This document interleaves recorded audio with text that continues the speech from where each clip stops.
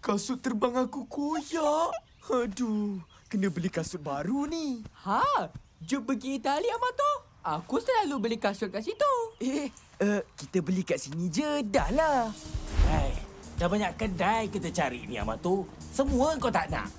Ish, nak cari kasut ni, kena teliti. Biar kena dengan jiwa. Macam kasut tu.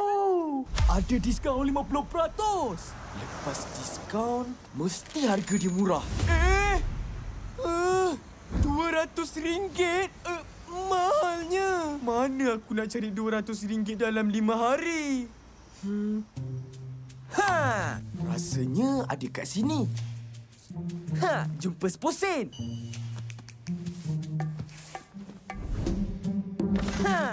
Aku dah berjaya kumpul sebanyak 40 sen.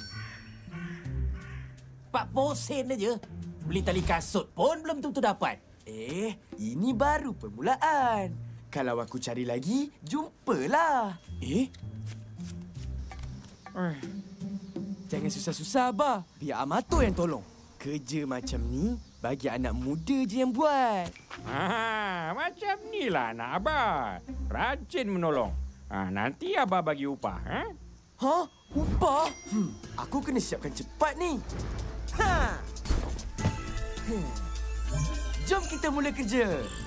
Mekabot, mechanize. Woi. Apa susah libatkan aku? Mecha mower. Makan rumput tu, Mekabot.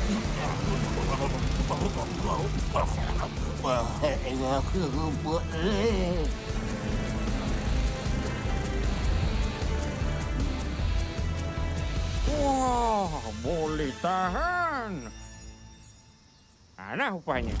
Upah koko ais je. Terima kasih, Abah. Amato, sini kejap. Ada apa, Uncle Gobi? Tolong potong rumput rumah Uncle boleh? Nanti Uncle kasih upah lah. Pula. Baik, aku cabut dulu. Upah? Bukan upah air koko kan? Hayo, bukan. Uncle upah duit lah. Duit? Boleh, Uncle Gobi. Mekabot ni memang suka makan rumput. Bila masa pula aku suka? Makan banyak-banyak, Mekabot. Uncle Gobi dah siap. Bagus. Nah, upah RM5. Wah, upah aku yang pertama.